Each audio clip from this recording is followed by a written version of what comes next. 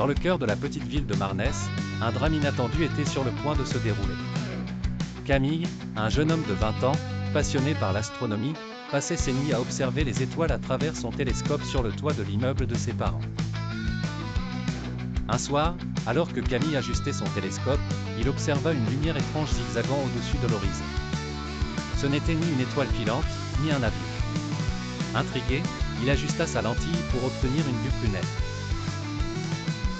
À sa grande surprise, il découvrit un objet en forme de disque, brillant d'une lueur médaillon dans le ciel nocturne.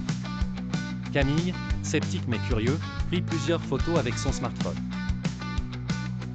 Il se dépêcha de les partager avec son amie d'enfance, Sophie, une étudiante en physique à l'université voisine.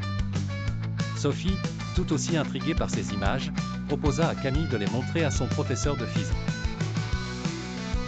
Le lendemain matin, Sophie et Camille se rendirent à l'université avec enthousiasme et appréhension. Le professeur Dubois examina les photos en silence pendant plusieurs longues minutes. Finalement, il se tourna vers eux avec un sourire énigmatique et leur dit que cela pourrait bien être une découverte passionnante, suggérant même d'envoyer les images à un collègue dans un observatoire renommé.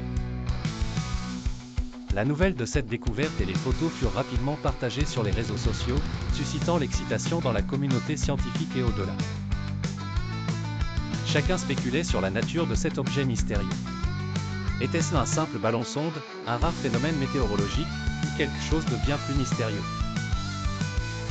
Camille, malgré l'agitation, restait calme, le regard rivé chaque soir sur le ciel, espérant que le disque reviendrait un jour.